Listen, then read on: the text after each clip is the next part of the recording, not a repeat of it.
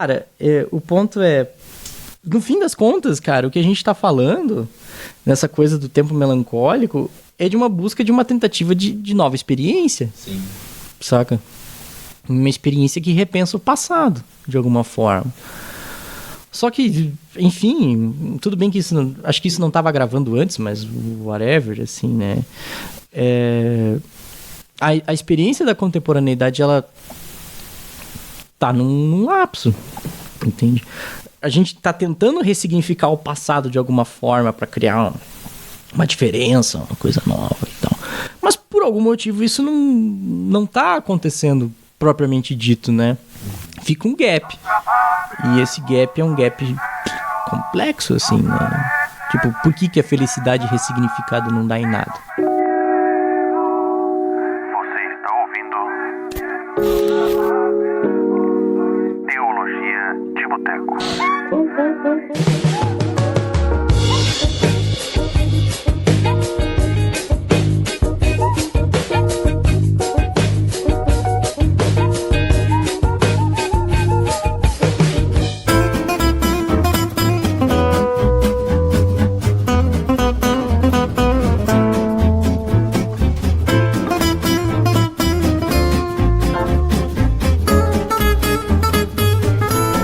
Saudações, classe trabalhadora, operária, camponesa, meninos, meninas e os que não se identificam com nenhum dos dois gêneros também. Aqui quem vos fala é ninguém mais, ninguém menos que o seu âncora favorito e mais lindo de todos os podcasts do mundo, Cristiano Barba, que você conhece lá do Gole, lá do Pausa e aqui do Teologia de Boteco também, e futuramente de um outro projeto que em breve você ficará sabendo.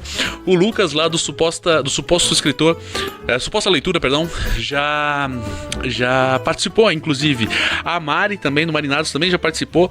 E quem mais? Mais algumas pessoas participaram, não lembro quem são agora, mas já está gravado, falta editar apenas. No momento que a gente tiver um dia de 72 horas, eu começo a conseguir fazer essas coisas, beleza? Mas, introdução do Teologia de Boteco, você sabe pra que é. Você que tá aí, que ouve direto Teologia de Boteco, já vai falar junto comigo a agenda do Teologia de Boteco, que é na segunda-feira Teologia de Boteco, na terça-feira Gole, com esse que está aqui na sua frente, na quarta-feira o Pausa. Eu sei que falta aí, faz 3 semanas que eu não gravo Pausa, mas que eu tava de férias, dá uma relaxada, né, mano? Segura a onda aí também, porra, não sou de ferro. Quinta-feira, Pausa com a menina pseudo-ruiva, a Bia, que não teve na semana passada porque ela sofreu um assalto, roubaram o celular dela, ela ficou doente, porra, descobriu que vai ter neném, porra, um monte de coisa aconteceu na vida dela em uma semana, e daí não teve. A gente teve uma outra pausa com o Wilson, falando lá sobre aquela fita lá com o Glenn, lá em Paraty e tudo mais. Recomendo que você escute, o cara fala muito bem, e recomendo que você clique nos links pra ler o texto que ele citou lá, que também é muito foda, beleza? Na quinta-feira. Sexta-feira tem as indicações culturais lá no YouTube. No sábado-feira não tem nada, que vai ser no sábado, esse negócio que eu falei agora há pouco. E no domingo-feira, João Bigon, ninguém mais, ninguém menos que ele, João Bigon, falando sobre a causa do povo negro no Brasil e no mundo e a luta antirracista, beleza? Outra coisa que você não pode esquecer, você que é daqui do Paraná, você que é de Santa Catarina, você que é do Rio Grande do Sul, você que é de São Paulo, Rio de Janeiro, Espírito Santo, Mato Grosso do Sul, venha para cá, para Curitiba, no dia 30 de agosto, 30 desse mês agora, que vai ter o encontro Ouvindo Capivaras com podcasters e ouvintes, que talvez seja o maior evento de podcasters do Brasil, da América Latina e talvez do mundo. Não, do mundo não, já é um pouco demais, mas beleza. Mas vai até lá. Escuta agora aí o que a galera do Ouvindo Capivaras tem pra dizer.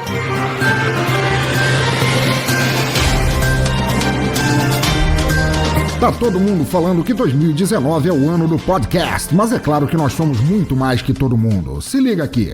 Desde sua primeira edição em 2017, o Encontro Ouvindo Capivaras de podcasters e ouvintes prova que sempre esteve à frente dos todo mundo da internet. E nos mostra que uma boa ideia é aquela posta em prática. O evento aproxima produtores e ouvintes de podcasts, ajudando a divulgar, propagar e expandir essa mídia livre que tanto amamos. Mas e aí, você quer fazer parte desse evento gratuito e garantir que a podosfera continue detonando em constante evolução? Então, cola nessa com a gente.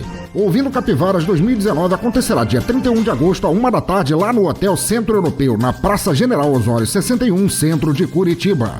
Lá haverá debates, papos informais, mesas redondas e muita conversa com diversos podcasters People Fine Pacas. Não perca a chance de fazer parte disso. Confira no site bladobladoblado.ouvindocapivaras.com.br e confirme já a tua presença no evento. Ah, sim, e depois do evento também haverá a tradicional reunião de todos, podcasters e ouvintes, num barzinho pra rolar aquela farra bonita noite adentro. Jura que tu vai ser mané de perder essa data? Te vejo lá. E é isso, no Ouvindo Capivaras, eu vou estar lá também, vou vou querer tirar foto com todo mundo, vou querer abraçar todo mundo, vou querer beijar todo mundo no rosto, calma, beleza? E é isso, vamos lá no Ouvindo Capivaras. Uma coisa que muita gente vem perguntar aqui pra mim é como, Barba, dá pra colaborar pro podcast continuar? Bom, você tem várias maneiras de colaborar para que esse podcast continue. E, aliás, não apenas esse, mas muitos podcasts que estão por aí. Caso você prefira outro podcast, você também pode colaborar dessa mesma forma que eu vou falar aqui nesse outro podcast. A primeira maneira e mais óbvia é ouvindo o podcast. Você ouve o podcast, você comenta o podcast, você comenta com o podcaster, você comenta com outros ouvintes do podcast, seja lá no site, seja nas redes sociais, Twitter, Facebook, Instagram, todas essas coisas. Se você puder, você já ajuda demais, porque cada vez que você comenta, cada vez que você dá uma dica, fala pra melhorar assim, fala pra melhorar assado o programa da pessoa, porra, é muito gratificante pra quem produz um material que é gratuito, receber esse feedback da audiência. Então essa é a primeira e mais fácil maneira de você colaborar. A segunda maneira, que também é fácil e também é gratuita, é você indicar o podcast, mas de maneira inteligente, fazer com que as pessoas que você conhece, que não têm o hábito de ouvir podcast, entendam como que funciona, como que é a dinâmica de se ouvir um podcast e tudo mais. Geralmente você entra lá no teu grupo de família, então um debate lá sobre... sei lá, você entra na tua família, estão falando lá sobre a obra do Proust, por exemplo, né? E como que se desenvolveu todo o pensamento dele na literatura e tudo mais. Daí você fala, pô, tem um podcast legal. Agora, se você tá numa família, num grupo de família que eles debatem Proust, tá de parabéns, eu quero ser da tua família, cara. Pede pra tua mãe me adotar, beleza? Mas assim, se você estiver falando sobre aborto, sobre qualquer uma dessas questões que são tratadas aí,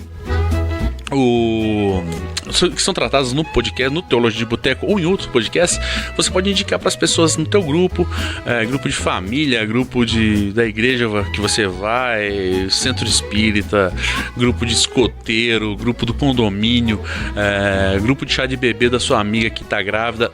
Todos esses lugares você pode indicar e fazer com que o podcast reverbere, fazer com que a cultura do podcast cresça, e em especial, se você puder indicar o Teologia de Boteco, eu fico muito grato e lhe devo um beijo na testa, beleza? E a terceira forma, que também é importantíssima, é colaborar com grana, entrando lá no apoia.se/Teologia de Boteco e vendo quanto que você pode colaborar por mês, desde, sei lá, a partir de R$5 em diante, você pode colaborar com o valor que você quiser.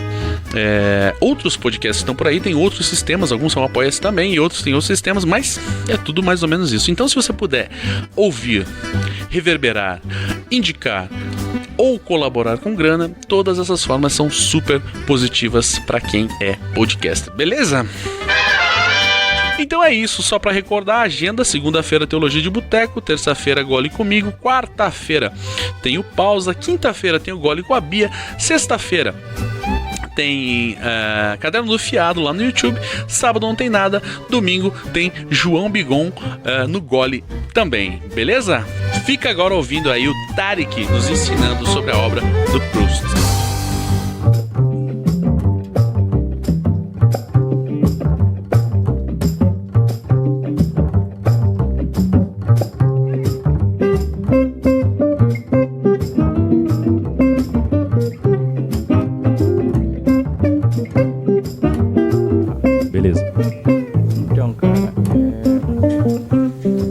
Antes de começar, vou pedir pra você se apresentar para as pessoas que não te conhecem. Ah, tá, ok.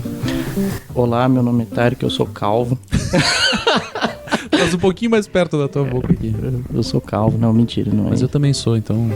Não, mas aí é só os brilhos online, né? Exatamente. Inclusive, quando eu faço vídeo, eu coloco, anuncie aqui. É verdade? Testa, porque pode ser uma fonte de renda aí que ainda que não foi explorada pelos filósofos, né? É verdade, se bem que o outdoor tá acabando, né, cara? Né, tá acabando, mas a gente pode reinventar, né, cara? Assim como tá voltando aí o Vaporwave lá da... É, faz sentido. Mas você tem que pensar que agora a gente vive a política dos corpos, né, cara? Então, quanto mais você usa a sua testa, quanto mais você usa o seu corpo pra se promover, aí que é bonito, né? Então, é justamente isso que eu tô falando. Né? Você pode... eu quero fazer um letreiro nos meus mamilos, seria incrível isso, assim. Sabe, uma coisa conceitual, assim, espiral e pá. Não, mas... Meia taça de... meia taça de hidromel. Assim, já ficaram perturbadas, né? Por isso que tem que acabar a universidade pública, entendeu? Meia taça, o cara já tá falando isso. Tem que acabar a balbúrdia, né, cara?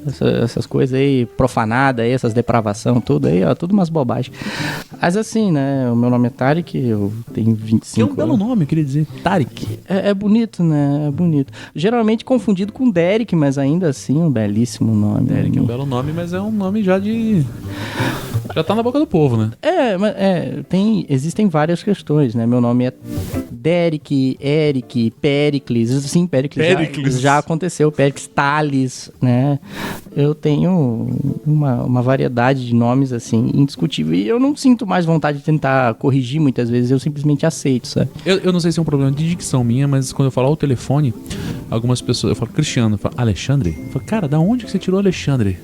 Não faz qualquer sentido você confundir Cristiano com Alexandre. Não faz o menor sentido mesmo. Eu também, eu abri mão de corrigir, porque afinal de contas...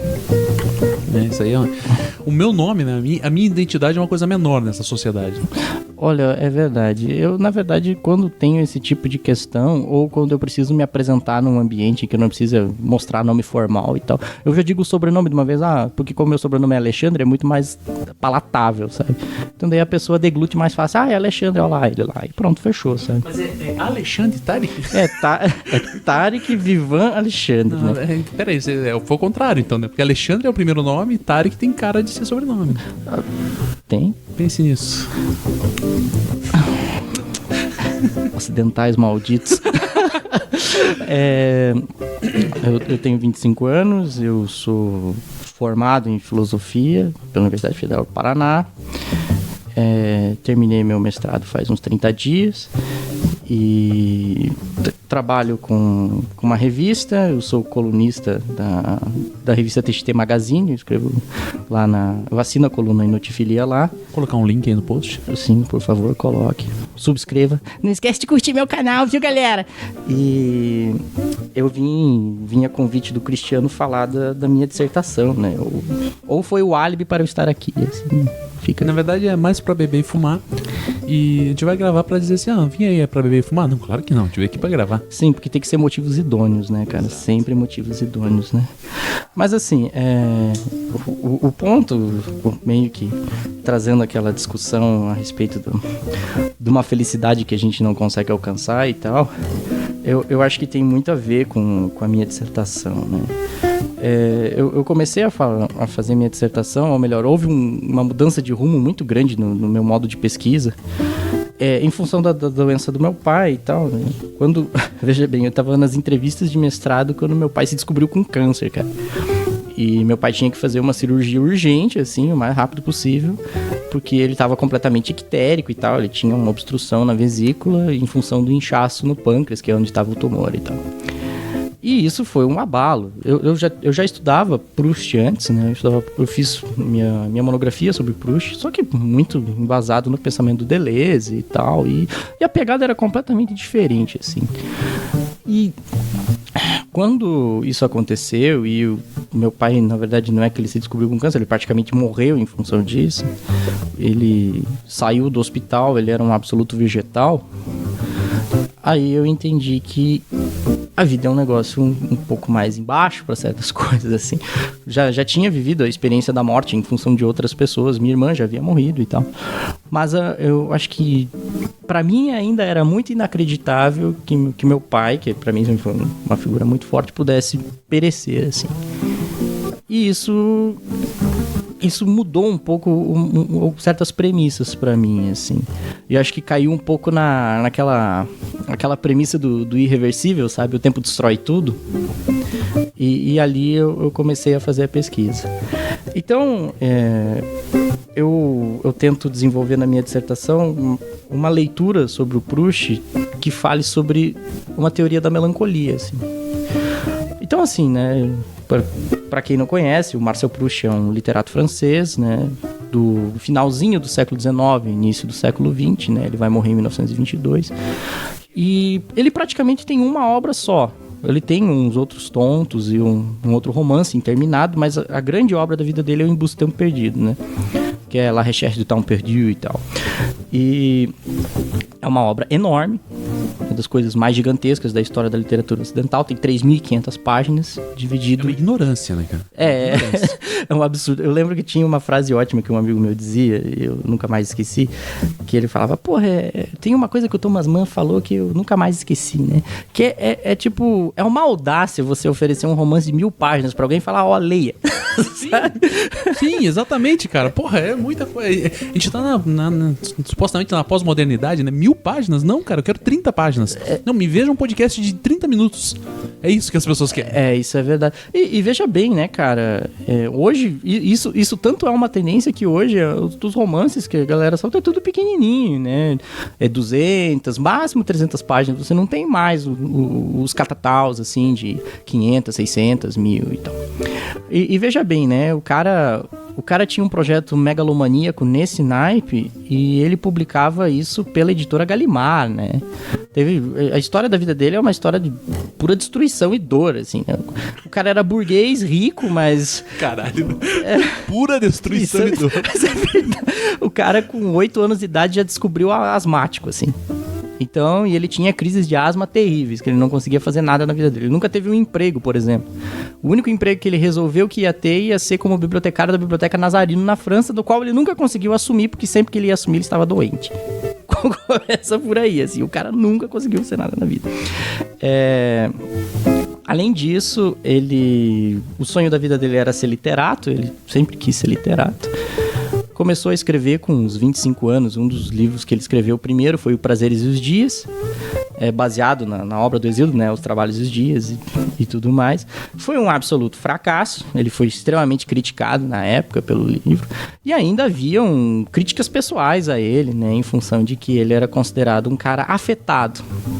If you know what I mean, sabe? Afetado. Pois é. Grifem essa palavra. E ele era... Supostamente ele teria um caso com um cara lá, que acho que era o Antoine Daudet, ou alguma coisa assim, eu não me lembro mais o nome dele direito. O nome do cara também. Só que, na real, ele foi lá defender a honra dele por conta disso, né? Porque imagina um escândalo desse tamanho, os caras... Início do século XX. Numa sociedade desse naipe, assim. E beleza, ele foi lá pro Fortnite da vida real, que era os tirinhos de pistola lá. E beleza, todo mundo errou os tiros e supostamente ele defendeu a honra dele. Mas isso foi, assim, ferrou a carreira do cara legal, né? E veja bem, né? E aí ele resolveu tentar escrever um outro romance, que é o Jean Santei, e não conseguiu. Escreveu 1.000 páginas de um romance pra jogar fora. Quem nunca, né? Quem nunca? Não, eu todo dia faço isso, 1.000 páginas. Eu vou fazer uma thread no tweet, eu escrevo 3 tweets e já fico, caraca, tem que terminar, cara, já escrevi 3 tweets. Agora você tem que ir adiante. Agora né? eu tenho que terminar. É verdade, tem que seguir. E o cara largou, cara. Ele simplesmente largou porque ele achou que não era o suficiente, assim. Não tava bom, não era aquilo que ele queria e tal. Então, veja bem, a história da vida do cara foi sempre uma história de uma incompletude, ou, para ser mais exato, a história de um fracasso, né? O cara, ele era de fato homossexual, doente, super frágil, né? Saúde fragilíssima, desacreditado da sociedade, inclusive da própria família, tipo, esse cara é um peso, ele não serve pra nada e tal. Aliás, uma curiosidade, uma prima do Proust era casada com o Bergson. Sério? Não sabia eles tinham um leve... Eles trocaram algumas cartas. O Bergson foi professor do Proust acho que no liceu. No Liceu Condorcet, se não me engano. Deu aula pra ele e tal. Então, o Proust teve contato com a obra do Bergson.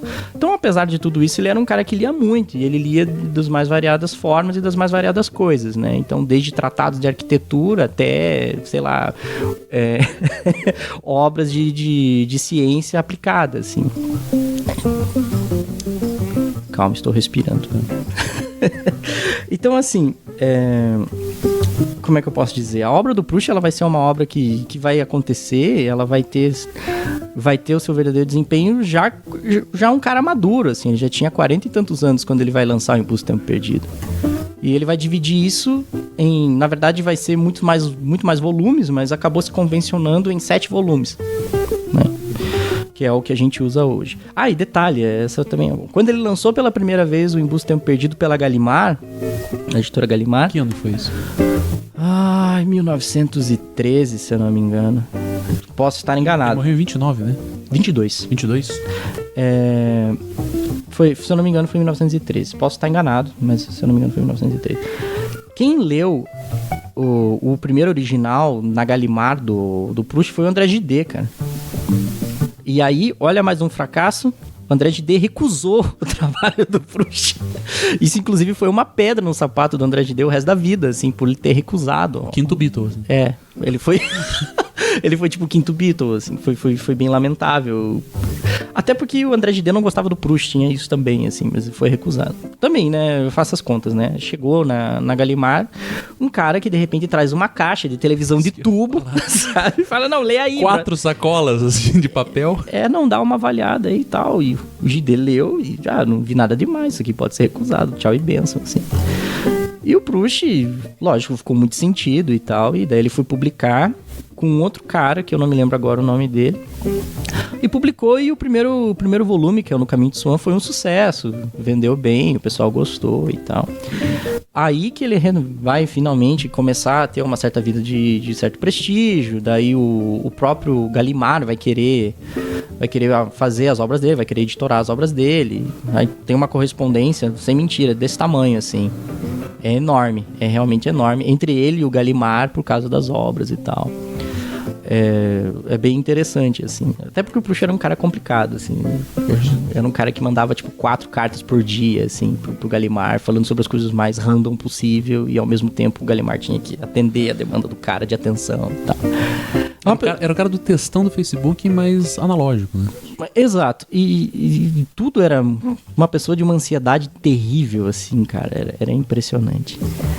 Mas enfim, tudo isso pra fechar, que no fim das contas o romance foi um absoluto sucesso. O cara deve ser dos maiores literatos da França, assim, com certeza. E ele ganhou o prêmio Goncourt, né, com A Sombra das Raparigas em Flor, que é o 2º volume e tal. E, enfim, né, é uma obra que hoje muita gente da contemporaneidade tá voltando pra ela, assim, né. Assim como tem muita gente voltado pro Joyce e tudo mais.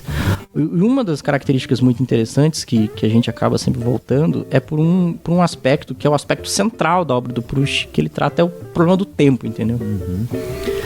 E aí que vem o negócio, né? Agora, como explicar o que em 7 volumes o cara quis dizer com tudo isso, né? Tinha aquela... Não sei se você lembra daquele quadro do Monty Python, que era um programa de auditório dele zoando. Descreva a obra do Proust em 30 segundos, uma coisa assim, né? Tipo aquela entrevista com a Marília Gabriela, né? Que ela fala em uma palavra, Proust. Mas ainda mais fácil, você pode falar tempo, né? Mas assim... Em uma palavra dá, se eu falar em 5 palavras, você já fala, caralho. Agora aí já começa a complicar, assim. Mas em linhas bastante gerais, assim, é a história de um personagem. É uma narrativa contada em primeira pessoa de um personagem chamado Marcel, que conta a sua experiência de vida buscando encontrar um motivo filosófico e literário para ser escritor. É isso. O que eu fiz, ou melhor, qual é a trajetória que eu levei para descobrir sobre o que eu queria escrever e se eu tinha vocação para escrever. E aí a parte interessante do negócio é justamente que o cara descobre que o motivo para ele escrever é falar sobre o tempo. E aí que vem a parada louca do negócio. Mas aí que tá, né? Nem tudo na vida é fácil, né?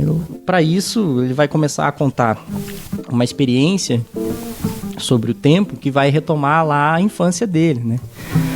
Então, é a trajetória do cara, de criança até velho, falando sobre, porra, pra eu ter descoberto um motivo pra eu escrever, eu tive que viver a minha vida inteira pra perceber que, olha, eu preciso falar do tempo.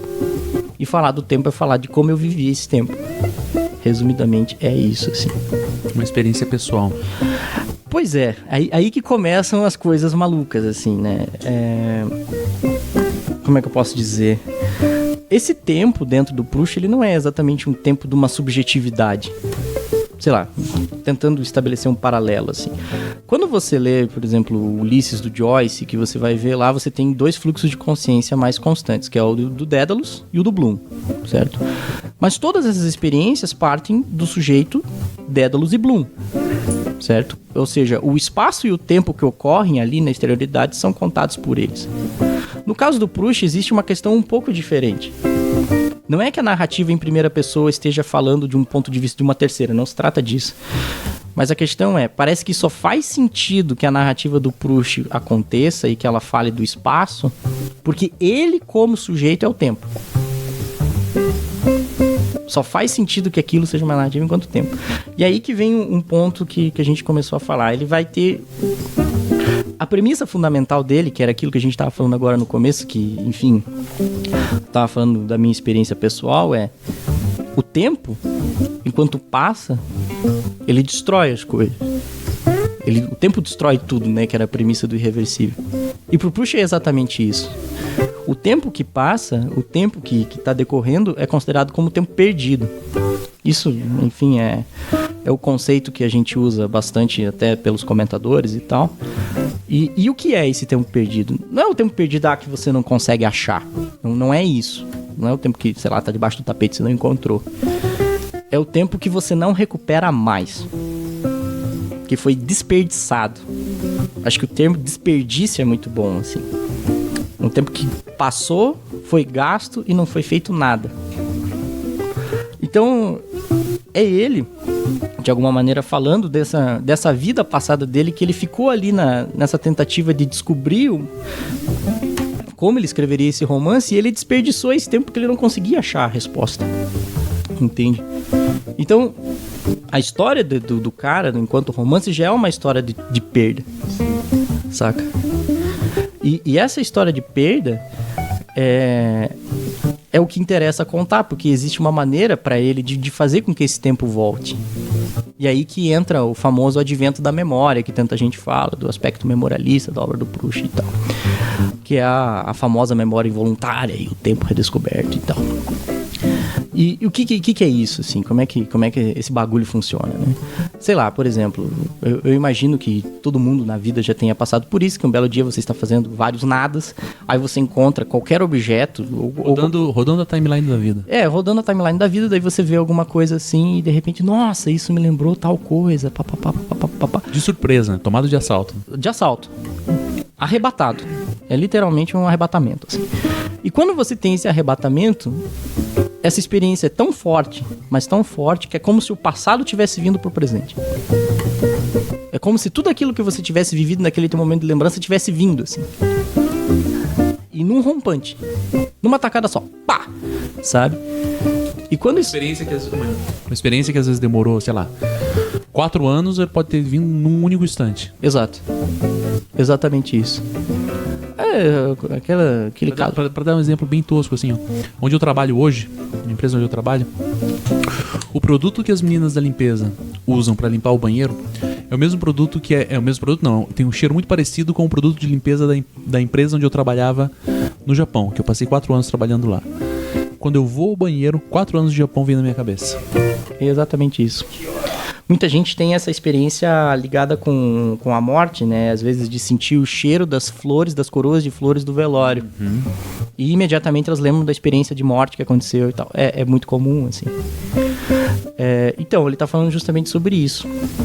E o ponto interessante é, quando isso acontece, você tem um momento de epifania muito grande, né? Porque de repente o tempo voltou, cara. E ele voltou dentro do presente. Não exatamente como ele era no passado, agora ele é uma coisa diferente, né? Porque você não vai trazer o passado de volta. Não é como se o passado tivesse voltado propriamente dito, né? Não é que você fez uma viagem no tempo, né? Tem que deixar isso bem claro. Você descobriu aquilo que aconteceu no passado no presente sob uma nova forma, sob uma nova perspectiva. Ou até, mais ou menos, uma metáfora que o Proust usa, né? Usando um óculos diferente, enxergando aquilo de uma maneira diferente, né?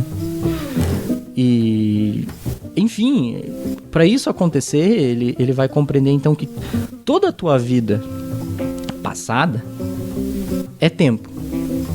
E como tempo, ela é passível desses momentos de redescoberta. É aí que o sujeito do Proust não é uma subjetividade. Ele é o tempo. Porque é esse sujeito tempo que redescobre o tempo. É o tempo trabalhando consigo próprio. Não sei se faz sentido, sabe? Pra mim faz. Então, é justamente isso. E o lógico, né? Não é como se o cara ficasse 3.500 páginas desenvolvendo uma tese sobre o tempo, assim, sem mais nem menos, ou só falando sobre isso. Não é bem assim, né? Então, para isso, ele vai dar várias voltas sobre vários aspectos da... Peraí que eu preciso beber. Nossa, tô com a garganta seca, Jesus. Quer água? Não, pode ser isso aqui. Obrigado. Isso vai ficar no programa. Não tem problema, não tem problema. Você começa a falar assim, a garganta vai secando de uma forma, né? Quando tu fala de uma coisa que você gosta, é a síndrome da boca seca. É verdade, é verdade. Mas vamos secar mais, vamos molhar mais, né? Glória a Deus. Tem outras aí. Essa aí não tem. Sendo assim, cara, tá aí uma coisa que aí foi em função do problema que eu tive na minha família e que daí me abriu o olho, além do tempo da perda, foi o fato de que existe um comentário do Walter Benjamin sobre o Proust que mudou o meu modo de entender o Proust pra sempre, assim. Eu li o Proust muito novo, eu tinha 18 anos quando eu comecei a ler o Proust, foi por indicação de um amigo meu. E eu comecei a ler e não larguei mais. Eu li tudo. Demorei 2 anos pra ler, mas... Mas eu ia falar, tá lendo até hoje, né? Porque 3.500 páginas. Tô lendo até hoje, exatamente. E vou ter que ler de novo agora, porque eu vou ter que escrever o projeto de doutorado e não queria... Mais 4 anos. Mais 4 anos de pura leitura. E provavelmente vai mudar tudo de novo lá no meio do caminho, né? Vai retomar toda essa experiência? Eu vou retomar a experiência pra descobrir ela de outra forma, né? É bem possível. De outra lente, né? Exatamente, sobre outros óculos. E... existe uma coisa que o Benjamin fala que é muito interessante, baseado no que o Jean Cocteau disse. Jean Cocteau, que também era poeta e conheceu o Proust pessoalmente e tal. Contemporâneo. Eles eram contemporâneos. Aliás, Jean Cocteau é maravilhoso, eu gosto muito da obra dele. E o Cocteau vai dizer, existe dentro da obra do Proust uma busca pela felicidade muito grande. E eu fiquei, caralho, é real. É real. E por que isso? Porque só mesmo você procurando redescobrir a tua experiência do passado, você ressignifica ela não mais como perda, mas como uma coisa diferente. E aí eu fiquei... puta merda. É isso, entende? Porque o final do livro... eu teria que spoiler, essa é a parte triste, mas tudo bem, são 3.500 páginas, acho que isso não é todo mundo que vai ler Proust, né? O spoiler, mas o pior é que o spoiler não vai Eu acho que o spoiler, abra um parênteses, já que a gente é filósofo e não médico, né? A gente pode abrir parênteses e não fechar nunca mais. O cirurgião quando tem que fechar. Talvez nesse sentido o spoiler ele seja positivo, sabendo o cara falar, porra, então vale a pena ler. Porque se os caras falam, porra, 3.500 páginas pra eu chegar no final e, tipo, ele se casa e vive feliz para sempre, foda-se. Não, isso não acontece. Exatamente, foi esse o exemplo que eu dei justamente porque eu sei que não é o que vai acontecer. Isso não acontece até por um motivo muito especial, porque ele tinha um romance com o chofer dele. Ele era judeu, um judeu rico e tal, e doente, e ele tinha um chofer pra ele. E eles tinham um caso, ele e o chofer e tal. E o chofer dele quis entrar pra aviação, ele não participou da guerra, apesar de tudo, o chofer dele. Mas ele foi fazer uma decolagem lá e deu errado. Ele pousou, na hora da aterrissagem o avião pousou errado e ele morreu. E isso foi uma das maiores crises da vida dele, assim, do chofer dele ter morrido. Então, não, é impossível Proust casar, ser feliz pra sempre, whatever. O amor da vida dele tinha morrido, assim. Mas fora isso, o ponto é mais um motivo de fracasso, né? Diga-se de passagem. Mas assim... Se você acha que você é fracassado, leia. Leia Proust. Leia Proust. Você fala, não tô tão mal assim. Não, puta, e o pior é que nem o personagem se dá bem, assim. Essa é a parte. Como eu sempre digo, uma pororoca de churume e cocô que não termina nunca. Não acaba nunca, porque eu já vou contar, mas o ponto é, no final do livro, quando ele descobre, pô, é isso que eu quero escrever, ele vai ter a seguinte conclusão. Bom, pra eu escrever isso, eu vou ser obrigado a contar a minha história desde que eu era criança. E quando eu começar a contar a história desde que eu era criança, é que eu estou redescobrindo o tempo propriamente dito. Isso quando ele já é um senhor. Sim, com seus 50 e tantos anos. Isso. Senhor entre aspas, mas ele era um homem muito doente, né? Então ele já estava em fim de vida. Então veja bem, né, Cris? A obra, no final, te leva pro começo. Entendeu? Ela te força a ir pro começo. E é um ciclo perpétuo, porque quando você começar o novo ciclo, você vai ser levado pra ela de novo, entende? É um perpétuo. E aí que tá. A obra do Proust é uma busca da felicidade porque ele encontrou a maneira de redescobrir o tempo. E o redescobrir o tempo é viver o tempo de novo. Esse tempo que até pouco tempo... Esse tempo que até então era perdido. Exatamente. Quer redescobrir o tempo. Só que aí que tá. Você nunca vai evitar o fato do tempo estar sendo perdido. O tempo se redescobre na sua própria perda. Não sei se isso faz sentido, assim. Porque não tem como você fechar a torneira do tempo, né? Exato. Não tem como você, vou deitar aqui, amanhã eu continuo vivendo isso. Exato. Não, a vida continua. Você tá morrendo igual, cara? Acho que esse é o ponto mais... Bebendo e fumando. Se destruindo igual. Exatamente. Então, quando o Cocteau vai falar dessa proposta de felicidade e você entende, pô, o livro é um livro cíclico, você fala, cacete, a felicidade é esse viver o tempo. E esse tempo como perda. Aí eu falei, pombas, mas tem caroço no angu aí, porque o negócio tá fazendo uns bagulho louco na minha cabeça, né? Aí o que acontece? Quem tem uma característica bastante similar com isso? Cronos, cara. Aí eu peguei o famigerado Saturno Melancolia do Panofsky, do Saxo e do Klibanski, que, enfim, ele tá analisando outra coisa, ele tá analisando Melancolia do Dier, lá, a obra do anjinho com a cabeça viradinha e tal. O anjinho chateado. O anjinho triste, né? Belíssima imagem, diga-se de passagem. Belíssima imagem, vejam essa imagem.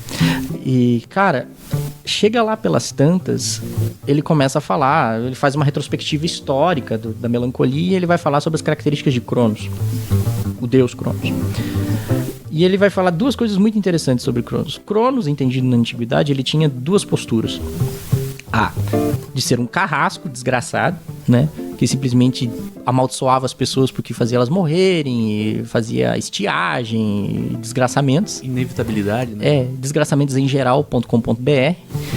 E 2, ele é o deus da dádiva, da bênção, da graciosidade e tal. Aí você... que diferença isso faz em termos técnicos, assim, de um tempo perdido e de um tempo redescoberto? Aí eu fiquei... tem alguma coisa aqui, sabe? Tem uma coisa que tá perdendo aí. Tem... Se eu achar essa coisa aí... Tem uma fagulha no rolê aí, sabe? E aí que eu comecei a pensar, bom... Cronos é o correlato de Saturno, né? E nessa correlação de Saturno vem o quê? Um problema de saturnismo, né? A grosso modo, assim, né? Que é um problema de tempo e tudo mais. E aí, cara, começou a surgir nesse aspecto, bom, se eu entendo o tempo como esse Saturno, como esse Cronos, a gente tá muito próximo daquilo que a gente vai chamar de melancolia, assim. Aí tá, né? Por que isso vai surgir? Como isso vai surgir? Aí vamos fazer um parênteses aqui, antes de dar continuidade e explicar certas coisas. Dentro da obra do Proust, tá, ele vai fazer toda essa experiência que eu tô te falando aí e tal. Mas existem umas coisas interessantes, assim, porque sobre o que esse cara vai falar por 3.500 páginas? Não vai ser só sobre o tempo dessa forma, né? Ele vai falar sobre a vida burguesa, propriamente dita, sabe? Então ele vai falar muito da Paris da Belle Époque, assim. E quando ele fala da Paris da Belle Époque, não é qualquer coisa, assim. Ele vai começar a falar sobre... Cara, ele fala sobre o que as pessoas comiam nessa época, assim. Muito baseado numa lógica que o Balzac tinha, sabe? De fazer o registro da vida dos costumes e tudo mais, sabe? E é muito interessante que quando ele fala sobre isso, quando ele fala sobre essa vida dos costumes, ele registra tanto o aspecto da vida burguesa quanto aristocrática de um ponto de vista muito tedioso, assim. Penoso, né? É muito tedioso. Mas assim, é muito tedioso. É muito tedioso. Então, eu não sei, a galera não deve estar muito familiarizada, mas a escrita do Proust, ela não é uma escrita simples, porque quando ele escreve, cara, ele faz umas frases muito longas, assim. Pode crer. Já li alguns períodos. É enorme. Chega na metade da frase e fala, caralho, e não acabou isso aqui ainda, mano. Exatamente. É uma subordinada dentro de uma subordinada. Eu fico feliz que você tenha dito isso, porque a primeira vez que eu li esses trechos foi numa matéria, eu não lembro qual foi. Não foi na matéria do Paulinho? Isso mesmo. Que ele passou diferença. O Paulinho que vai ouvir esse programa aqui. Ah, o Paulinho, olha, essa matéria foi das últimas disciplinas que eu fiz antes de graduar. E, cara, eu li aquele negócio e eu fico feliz de você ter falado isso, porque eu ficava pensando, falando, caralho, como eu disse agora há pouco, eu fui alfabetizado só pra ser humilhado nesse texto? Porra, não é certo, cara. O cara escreveu um texto só pra me humilhar. Cara, Mas eu vejo que não era um problema pessoal comigo, né? O Proust não tinha nada... Não, é um problema pessoal com todo mundo. O resto da humanidade. A primeira vez que eu li aquilo, eu fiquei, mas o que esse cara tá falando, brother? Então, eu lia e relia os períodos 1000 vezes até entender o que tava rolando, sabe? Porque é tanta informação junta numa frase que é muito complicado. Eu lembro que um comentador uma vez deu uma explicação ótima sobre isso. Eu não me lembro mais o nome do homem, mas é incrível. E uma das teorias interessantes que ele fala é como o Proust é asmático, então todas as frases dele, de alguma maneira, é ele tentando com o ar falar tudo que ele precisa falar. Enche o pulmão pra conseguir falar tudo de uma vez. Exato. Porque ele tem dificuldade pra respirar. Eu achei genial essa ideia de oratória na frase dele. Mas enfim, por que eu estava falando isso? Ah, sim, porque... Então, todo o modo que o Proust escreve, ele é um modo lento, entende? Uhum. Se a galera tá esperando um romance dinâmico, em que as coisas acontecem, em que de repente, sei lá, cai uma nave espacial em cima da Torre Eiffel e daí todo mundo vai ver tiros, né? Sabe, tipo, cenas do Rick and Morty, lembra? Sabe o Two Brothers, sabe? Não, isso não vai acontecer, cara. Isso definitivamente não. Não aqui, assim, sem condições. Sem tempo, irmão. Não, sem tempo, irmão. Não vai rolar, assim, não vai rolar. Então, cara, ele vai registrar coisas do tipo assim, a galera num encontro de família comendo, sei lá, guisado, entende? Discutindo sobre, sei lá, a obra do Vermeer, sabe? Lógico, isso é um exemplo hipotético, não que isso exatamente aconteça. Não dessa forma. Não dessa forma, mas é só como paradigma, assim, sabe? O ponto maluco, cara, é que nesse processo existe um momento que eu acho sensacional no primeiro romance, assim, em que, cara, existe uma tia dele na infância que se chama Tia Leonie, né?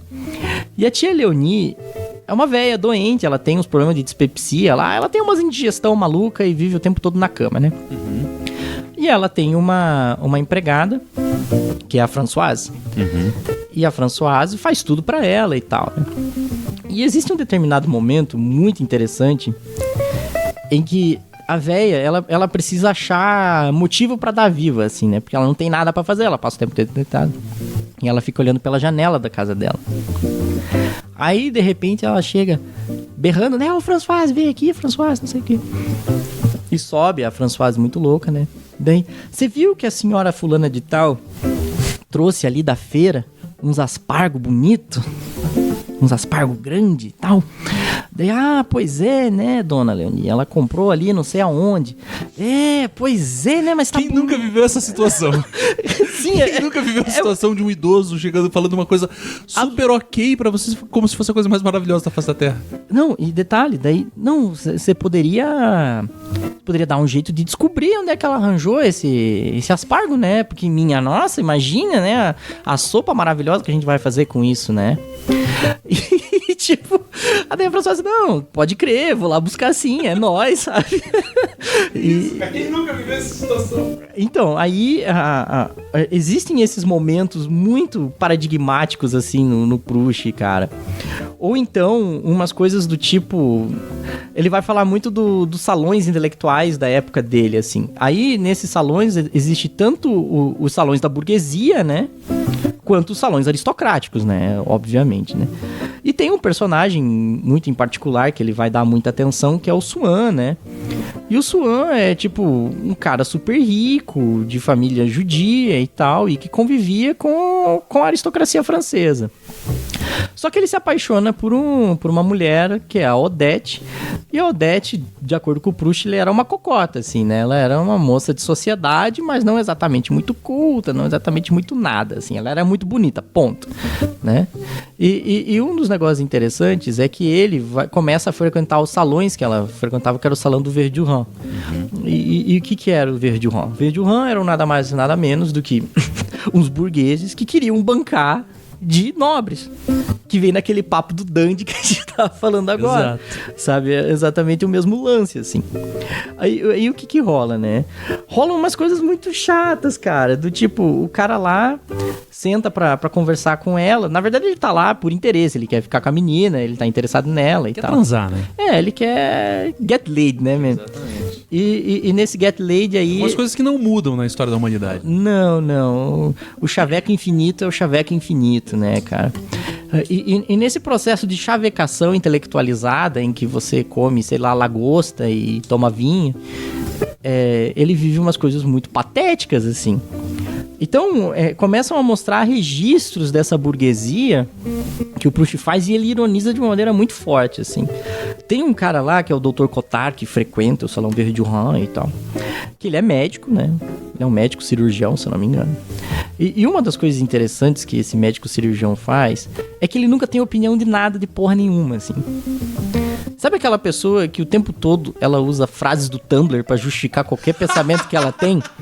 É exatamente esse cara, assim. O cara tem uma lista de frases prontas. Exato. E o Proust comenta uma coisa muito interessante. Como ele é um cara que tem uma péssima capacidade de interpretação do ambiente ao redor dele, o que ele faz? Ele sempre solta frases ambíguas, que elas não têm significado nenhum, pra que ele sempre fique na média, entendeu? Sim. Então, cara... Responde todas as perguntas e nenhuma ao mesmo tempo. Sabe? Por exemplo, o cara começa a falar que ele tem uma dor de artrite em função de que ele, sei lá, caiu na bancada, não sei da onde, tal dia. Ah, pode crer. O que significa esse pode crer? Não pode crer, não, eu entendi, pode crer, eu acredito no que você tá falando, pode crer, tipo, não me faz diferença nenhuma. O que é esse pode crer? É o famoso, os caras são foda, né? Os caras... o bagulho... Fala, porra, os caras são foda. Vocês não sabem se o cara tá concordando com aquilo que você disse, não sabe se o cara tá discordando daquilo que você disse, mas o cara vai embora como se ele tivesse dado a resposta. Exato, exatamente isso. E o Cotard, ele sempre faz frases assim. E o Proust, com o detalhismo dele impecável, ele vai falar um negócio muito interessante. Ainda no final, esse é um cara que vai lá e dá uma risadinha no fundo pra dar a ideia de que ele está ironizando com a frase. Saca? Caraca, é muito genial, cara. É muito genial, porque quem nunca encontrou uma pessoa dessas assim, cara? Sempre tem. Aí você vai num ambiente pseudo-chique, sempre tem esse cara, velho. Sempre tem esse cara. Ou então, sei lá, você vai na casa de alguém e a pessoa... não, porque... Sabe, é tipo o Jerry mostrando as moedas dele que ele comprou de dólar, que são feitas baseadas no Star Wars, que são imitações do R2-D2. Tipo, não, olha aqui minhas moedas... Whatever, cara, tanto faz, assim, sabe? E a senhora Verdurand chega, não, olha que belíssimo esse meu divã aqui entalhado, feito, sei lá, em madeira de jacarandá. Pode passar a mão, é belíssimo essas parreiras, né? E tipo, foda-se. Não entendi por que o cara tá tão empolgado. E ele tipo, ai meu Deus do céu, eu só quero que Deus tivesse piedade, sabe? levasse a minha vida. Exatamente. Me leve embora, pelo amor de Deus. E é isso, sabe? O Proust, ele vai gastar muito tempo falando dessas pequenas cenas tediosas da vida burguesa e aristocrática, né? Em que você está envolvido nessa atmosfera de requinte, pressupunha que você tivesse interesse em papos pseudo-intelectuais, assim, sabe? Então você tinha que ouvir umas certas bobajadas nesse naipe, assim. E aí que tá, ele vai começar a fazer com isso uma espécie de... Eu não diria diagnóstico, mas ele vai começar a montar um quadro do que eram essas vidas sociais, entende? E isso pra ele vai estar intimamente ligado com essa noção de tempo perdido. Tipo, cara, isso aqui é um desperdício, é uma vida de pura futilidade, assim. E a conclusão que ele vai chegar lá no final do livro... Não, isso eu não vou contar, isso é spoiler demais. Aí já é foda. Conta, cara, conta. Não, aí é muito triste, porque isso aí é um plot twist muito bom, é muito bonito, assim, vale a pena. Tipo o cara que lê a Bíblia e fala assim, ó, o cara principal morre, mas tem um plot twist, fica esperto. Ok. Eu vou dar uma palhinha, então, só uma palhinha. É que vai chegar no final, a aristocracia e a burguesia, elas vão se fundir. Elas vão se tornar uma coisa só. Sim, uma massa. Uma massa. Mas quando isso acontece, vai acontecer umas coisas muito malucas, assim, que eu não quero spoiler, porque daí 3.500 páginas, galera, vale a pena. Pode confiar. Aí, o ponto é... o tédio, cara, esse tédio, ele tem um quê de assidioso, assim. O conceito de assídia, propriamente dito, que é aquele estágio do famigerado, do único, exclusivo, do top de linha, o sabotador demônio meridiano, né? Pra você que dos rolês eclesiásticos tá ligado, eu acredito, né? Então a assídia, que foi um conceito primordialmente medieval, né? E que ao longo do medievo ele foi se tornando muito mais próximo da preguiça, ou melhor, ele foi aglutinado no pecado da preguiça, em vez de ser... apontado pelos padres do deserto como um dos 7 pecados capitais, né? E depois foi... Antes ele era mais ligado com a tristeza, mas depois ele foi aglutinado com a preguiça, né? Se eu não me engano, tem uma santarada lá que fala disso, e o Tomás de Aquino já joga ele direto na preguiça, se eu não me engano. No Tomás de Aquino já é preguiça, né? Mas antes disso, ele é tratado como melancolia, que é uma sensação esquisita ali, né? Eu não sei explicar exatamente, mas é tipo assim, uma falta de vontade tão grande que te deixa pra baixo, né? Talvez isso. Não sei se essa é uma boa explicação. Eu gosto muito da explicação do Agamben no Instâncias pra isso, assim, em que ele vai falar assim, o que acontece? O demônio, é chamado de demônio meridiano, que é o seguinte, os padres, nos mosteiros e tal... Os crentes hoje em dia vão chamar de diabo do meio-dia. O diabo do meio-dia. O janho do meio-dia. O janho do meio-dia. Então, os padres ficavam estudando nos mosteiros lá, sendo copistas ou fazendo exegese da Bíblia, seja como for e tal. E por volta do meio-dia, quando o sol estava no zênite ou a pino... Quando a sombra estava menor.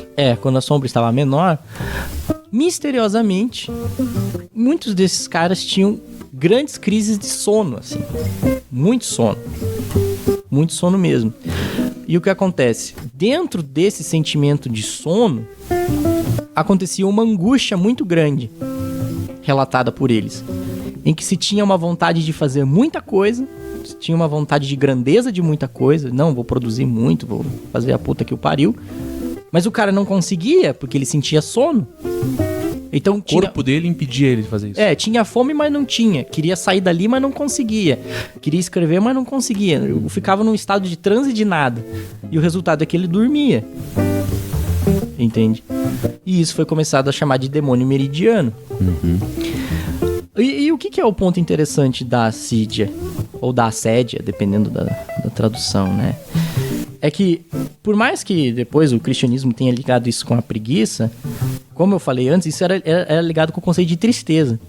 Ou seja, a compreensão da grandeza do mundo, mas a incapacidade de fazer qualquer coisa perante ele. E veja bem, o Proust está falando justamente de uma vida do tédio, né? De uma vida em que a galera tá fazendo vários nadas, assim, Acumulando nadas na carreira. Só que esses nadas pra ele fazem algum sentido, por isso que ele tá escrevendo sobre isso, entende? Essa vida dos costumes pra ele significa alguma coisa. O Deleuze, no famoso Proust, os signos, deve ser o comentário mais pop ever sobre o... Mais famoso, com certeza. Sobre o Proust, ele vai falar que... Primeira vez que eu li sobre Proust foi aí. Foi no Proust e os signos. Ele vai falar justamente uma coisa assim: a recherche, ela é nada mais nada menos do que um livro investigativo. Por isso que ela se chama recherche. Recherche no francês tem o mesmo sentido de research no inglês, né? Que é de pesquisar, Sim. de procurar, entende?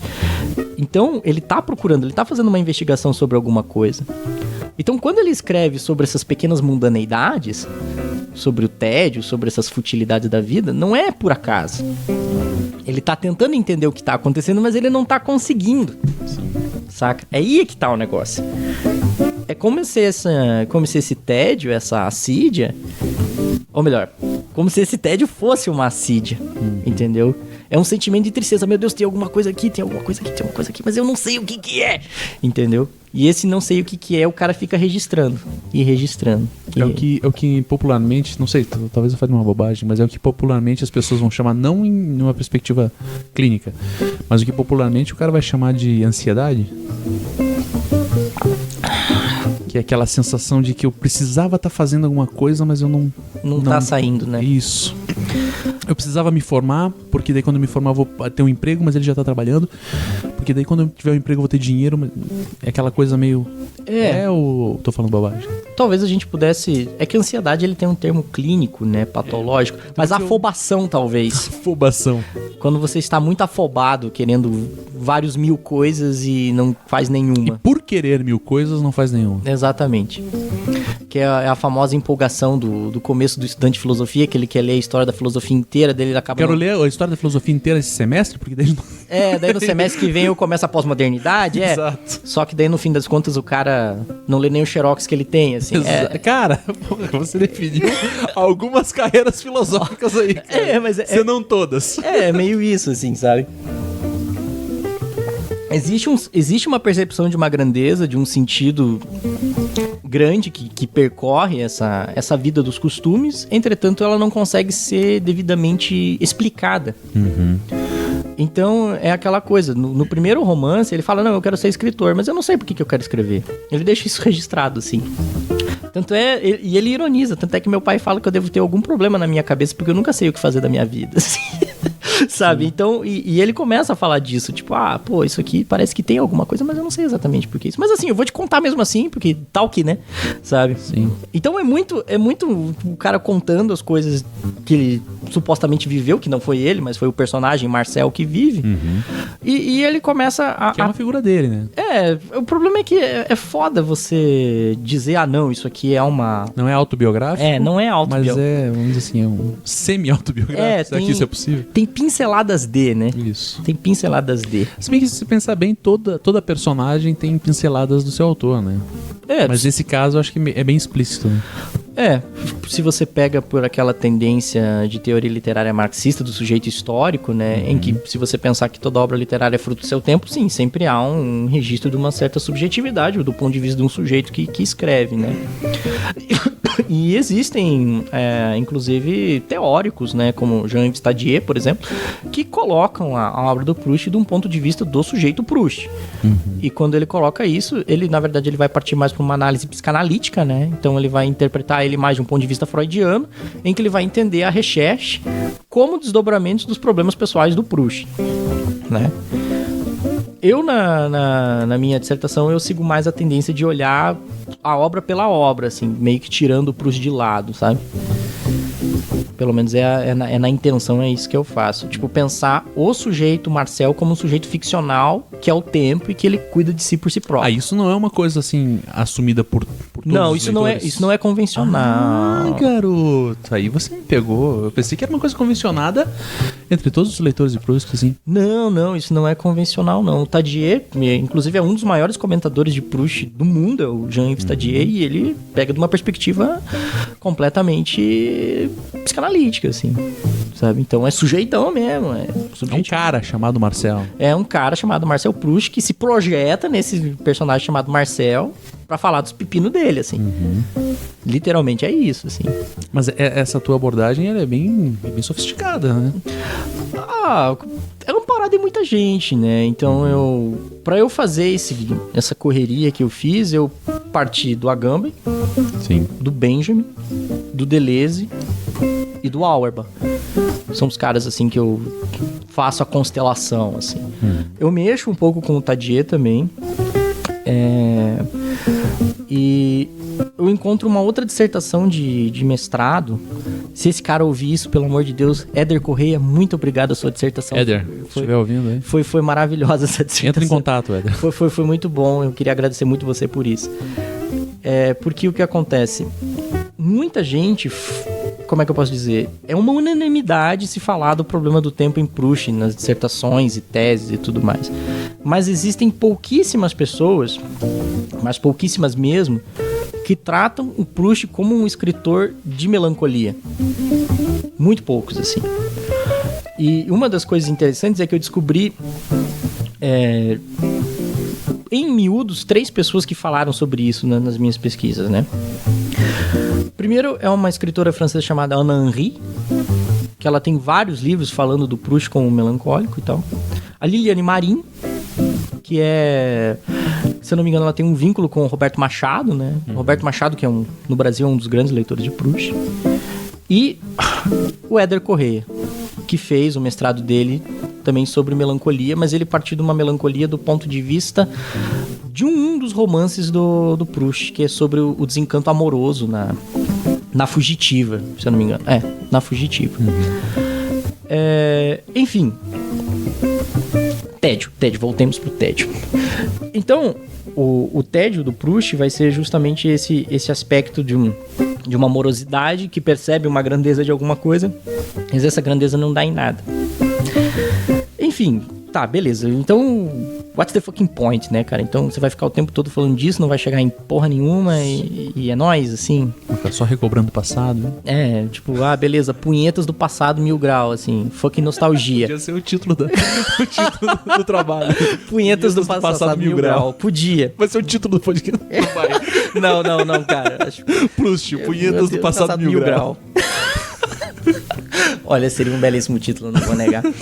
Mas existe o famoso, o famigerado, o inesquecível, o que todo mundo cita, o que todo mundo gosta de falar, que é o tal do bolinho com chá. Que todo mundo fala disso no Proust. Que é a famosa cena que ele pega lá a Madalena, que é um bolinho tradicional, e imerge aquilo no chá. E quando ele imerge aquilo no chá, ele tem um momento de epifania.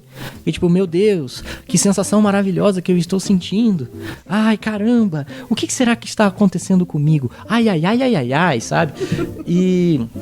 a pessoa que nunca leu o Proust vai falar, não vou ler isso aí. Vale a pena mesmo assim. Eu tô tirando sarro, ou estou fazendo troça, mas o negócio é interessante, assim. E o que acontece? Falando em um certa seriedade, o homem está lá na casa de uma tia dele e lhe servem chá com uns bolinhos. E ele tava repensando um pouco a vida dele e tal. E nesse momento, quando isso acontece, ele tinha o costume de pegar o bolinho e colocar ele no chá, tipo, macetar o bolinho no chá pra tomar e tal. Fazer um pavezinho de caneca. O pavezinho de caneca, pois, justamente. Só que afrancesado, né? Porque é Madalena com chá, né? E ele faz isso, e quando ele toma, ele sente aquilo que a gente fala que é a redescoberta, que a gente falou mais cedo, que é esse momento de arrebatamento. Entende? Só que o ponto interessante do momento do arrebatamento no Proust aqui é que ele não consegue descobrir o que aconteceu ali. Entende? Ele teve essa epifania, mas essa epifania o fez lembrar da infância dele. E essa lembrança da infância vai ser mais um momento que ele começa a investigar por que naquela epifania ele começou a sentir isso. Entende? Aí o que acontece? Vem o outro momento, que é esse momento que eu vou chamar aqui de... No começo da dissertação eu chamei muito como um sonho, um momento sonhador e tal. mas eu acabei chamando como devaneio, que é o momento que ele delira com isso. Que dentro do tempo ele, puta, existe uma resposta. Sim, há uma resposta, então tem que estar aqui. E aí que vem a parada legal. Pra isso acontecer dessa forma, é necessário que ele tenha esses momentos tediosos para que de repente do nada surja o devaneio. Ou seja... Tem uma necessidade ali. Existe uma implicação entre uma coisa e outra. Ou seja, é necessário um tempo perdido para haver um tempo redescoberto. Esse é o ponto legal do negócio. Sabe? Então a experiência da vida, ela é uma experiência que sempre vai ser morosa em certo sentido. Só que dentro dessa morosidade, você tem esses momentos de júbilo. E quando o júbilo acontece é que a parada ganha o gosto, sabe? E aí, lógico, né? No meio desse corre todo, aí fica evidente que existe uma certa proximidade com a assídia, que é o momento da epifania que não dá em nada, mas no caso do devaneio ela até acontece alguma coisa, e vira essa melancolia que eu tô falando, sabe? Ou seja, a melancolia dentro da obra do Proust, ela não é exatamente uma tristeza, ou também entendida como uma depressão. Acho que aqui vale o parênteses, né? A melancolia por muito tempo... Aquele meu lá a gente não fechou, né? Próximo. O segundo No final do programa a gente fecha todos, vai. O segundo parênteses aberto, que já não é parênteses, é o colchete, né? A melancolia, no começo da tradição ocidental, ela era compreendida como uma patologia fisiológica. Então, na teoria do Hipócrates, na teoria dos 4 humores e tal, a gente supostamente era constituído de fluidos corporais. E melancolia do grego significa literalmente bilis negra. Esse é o termo melancolia por excelência. E isso era tratado, entende? Isso era uma doença e você tratava ela. Então você fazia lá umas práticas de expurgo, tomava vários laxativos, fazia uma alimentação um pouco mais leve e tal, e você se livrava do sintoma. Se livrava do sintoma, sabe?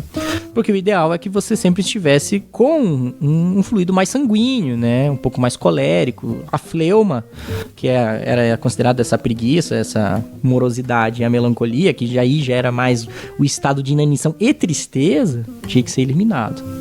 E isso foi assim por muito tempo, a concepção de melancolia. A melancolia vai ser considerada um estado de espírito muito tardiamente, assim. E ainda assim, mais pra frente, ainda haverá uma distinção completa entre o que é melancolia e o que é depressão. Entendi. Então a depressão vai se tornar um quadro patológico fisiológico, ou seja, existe uma disfunção neurológica de produção de hormônios, e a melancolia é um estado de espírito temperamental. E são coisas distintas, né? Então a literatura médica vai se separar do conceito de melancolia nesse sentido, né? E quando eu falo de melancolia aqui no Proust, então a gente não está falando de uma patologia, a gente está falando de um estado temperamental. E esse estado temperamental aí que é o ponto interessante. O estado temperamental não é pertencente a um sujeito, e sim pertencente ao próprio tempo. Então o tempo, ele vai ser esse tempo perdido e redescoberto que se dá como melancolia, certo? Então existe o tédio, que é esse momento de baixo astral, e existe o devaneio. Aí o devaneio é um pico, que faz felicidade. Mas para essa felicidade acontecer tem que ter tristeza. Ela só acontece por conta da tristeza. Existe uma dialética, digamos assim, entre uma coisa e outra. A dialética é sempre um termo meio zoado. Meio complicado. Porque... Eu sempre evito usar essa expressão. Muito Hegel no rolê. Exato, porque sempre tem um hegeliano que abre o olho, assim, quando você fala isso. Não, hegelianos e marxistas, não é disso, assim, que eu queria falar, mas... Uma relação direta. Tipo, quase sabe o princípio de reversibilidade da semiótica, em que você tem, sei lá, uma propaganda de margarina, em que a moça da margarina segura a propaganda da margarina, e dentro da propaganda da margarina, sabe? Sim. Então, é esse lapso ao infinito, assim. Ou seja, dentro da tristeza tem um quê de alegria, e dentro dessa alegria tem um quê de tristeza, e assim vai, e assim vai, e assim vai, retroalimentando ao infinito. Seria mais ou menos por aí, assim, sabe? E dentro desse quadro, em resumo, já quase terminando, né? Seria dizer, no fim das contas, que o Proust é um literato da melancolia, mas essa melancolia dele é uma melancolia muito característica, que tem muito a ver com esse conceito de Cronos que eu tinha falado no começo. Sim. Sabe? Então eu faço uma ponte entre as coisas e digo, a obra desse cara é uma obra melancólica, por excelência, assim. Cara, acho que fechando o primeiro parênteses do rolê, cara, o ponto é, no fim das contas, cara, o que a gente tá falando nessa coisa do tempo melancólico é de uma busca de uma tentativa de nova experiência. Sim. Saca? uma experiência que repensa o passado, de alguma forma. Só que, enfim, tudo bem que isso não, acho que isso não estava gravando antes, mas whatever, assim, né? A experiência da contemporaneidade, ela tá num lapso, entende? A gente tá tentando ressignificar o passado de alguma forma para criar uma diferença, uma coisa nova e tal. Mas por algum motivo isso não tá acontecendo propriamente dito, né? Fica um gap. E esse gap é um gap complexo, assim, né? Tipo, por que a felicidade ressignificada não dá em nada? Né? Sim. Tipo, se a busca da sociedade é uma busca de uma felicidade e a experiência de vida, mesmo que descoberta numa cagada, que é essa memória involuntária, que tipo, susto. no momento epifânico ela acontece, ela pode gerar felicidade num determinado momento, depois ela passa. Inclusive pro Proust isso também, ela passa.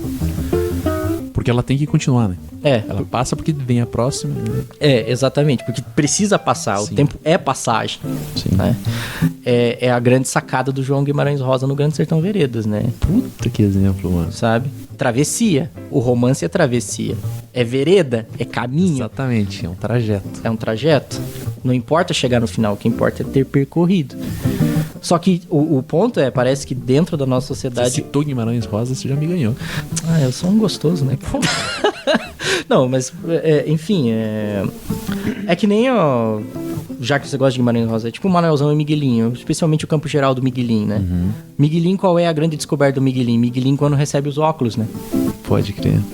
Quando ele finalmente enxerga as coisas como elas devem ser. Aliás, o único livro na vida que me fez chorar foi o Campo Geral. Porque quando o Miguelinho descobre que ele consegue... O problema dele era uma questão de vista. Aí eu falo, cara, vai se fuder, isso é lindo demais, né? Pelo amor de Deus. E é isso, cara. O problema é que parece que a gente não tá... Os óculos não estão dando certo, sabe? Parece que não estão focando. A nossa sociedade tem uma crise de felicidade muito grande por problemas oculares. Seja lá o que esses óculos... Seja lá o que isso significa. Seja lá o que os óculos sejam, sabe? Pra concluir esse papo, então, cara, você quer deixar algum recado?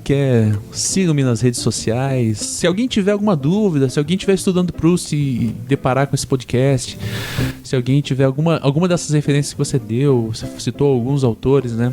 Agamben, Guimarães Rosa. Se alguém quiser te achar, aí tem como? Tem como. Pode ir no meu Insta lá, Alexandre Tarek. Alexandre por questões de facilidade. Tem a TXT Magazine, eu tenho um texto lá na coluna Inutifilia sobre... Vamos deixar linkado esse texto. Chamado Alguns Motivos para Ler Proust, justamente, que eu faço uma introduçãozinha, assim, tipo, não é tão chato quanto a galera diz que é, assim, sabe? Essa morosidade não é bem assim. Eu acho que tem essa relação, né? Que as pessoas confundem o difícil com o chato. O Proust sempre foi colocado como um cara boring, assim, por causa dessa coisa de, não, o cara fica falando da vida burguesa. Contar a história, né? Que saco, né? Exatamente, assim, né? Tipo, papo de tia véia, mas não é bem assim, sabe? Apesar de tudo, existe um negócio muito pertinente e muito interessante ali, assim. Não à toa está sendo lido até hoje. A contemporaneidade, nossa, tem revisitado com muita frequência o Proust, assim. Os textos hoje falam muito de Proust. Proust anda num hype muito grande, assim. Isso é incontestável, sabe? O Proust tem empolgado as pessoas. Tem empolgado as pessoas. Bocejando, mas empolgadas, assim. É exatamente isso, assim. Não, mas eu acho que... Como é que eu posso dizer? Pra você que quer ler Proust, se você pensa nisso, se você tem um mínimo de vontade de fazer isso, cara, se dê o direito da experiência. Se permita. Se dê o direito da experiência. Independentemente do que fulano, ciclano ou beltrano falaram sobre isso, leia o texto por si próprio. Aí você tira o teu próprio palpite sobre isso, né? Sim. Se você gostar, gostou. Se não gostar, tudo bem também, né? Os cânones estão aí para a eternidade. Não tem problema se você não os lê, entende? Exatamente. Não tem nenhum problema, assim. Fica lá, beleza, é nóis. Vende pro sebo, troca por uma parada mais massa. Sabe? Isso é sempre possível, entende? Eu falo isso muito porque, por exemplo, eu tive uma dificuldade muito grande no começo em ler Joyce. A minha primeira tentativa de ler Joyce, eu comecei pelo Ulisses também, né? cara começou mal, assim. Eu tentei pela tradução do Antônio Hawais e tal, foi um absoluto fracasso, entende? Eu olhei aqui e falei, velho, o que tá acontecendo nesse livro aqui? Meu Deus do Fui céu. alfabetizado pra ser humilhado. Fui alfabetizado pra ser humilhado. Humilhado várias vezes, porque eu tentei 3 vezes eu não consegui, entende? Eu falei, vai tomar no cu, assim, sabe? Mas aí, depois de um certo tempo, respirei fundo, falei, não, agora vai. E aí eu olhei e foi, entende? Sim. Certas coisas precisam do seu tempo pra maturar, assim. Sim, com certeza absoluta. Você que é o cara que gosta de Guimarães Rosa, pelo amor de Deus, o meu primeiro contato com Guimarães Rosa foi com o Sagarana. Caramba. Então, tipo, o primeiro conto do Guimarães Rosa que eu li na vida foi o Burrinho Pedrez. Quando eu olhei aquilo, eu falei, o que caralhos está acontecendo aqui? Entende? Até você finalmente entender que aquilo é a perspectiva de um burro contando um conflito de todos os donos que ele teve e que no fim das contas o dono dele morre e ele sai fugido. Vai uma vida, hein, cara? Vai uma vida. Quem lê agora já tá mais tranquilo. Já tá por dentro, né? Isso, ou Conversa de Bois, né? Sabe, não é fácil Guimarães Rosa. A escrita dele é uma escrita complicada, assim. Mas, de qualquer maneira, depois que a coisa engrena, depois que você dá o seu tempo de maturação do texto, você permite a levedura subir, a coisa vai, sabe? Acho que é um pouco isso, assim. Se permitir textos difíceis é um desafio, mas um desafio tanto. Só. Tem um comentário muito massa que eu vi uma vez, é que quando você lê um texto e você precisa, nesse papo de permissividade do texto, você tem que reconhecer que quando você lê o texto, você olha de cabeça para baixo. Você lê ele com a cabeça para baixo. E é isso, né? Você tem que ouvir o que o texto tem a dizer. Sim. Se você não se permite ouvir o que o texto tem a dizer, aí fica um pouco complicado. Não né? é apenas passar os olhos pelas letras e identificar o código. Né? Porque aí nós sentimos o impacto, né, Nicole? É isso, assim, você tem que sentir o impacto, Nicole. Se não sentir, não rola, sabe?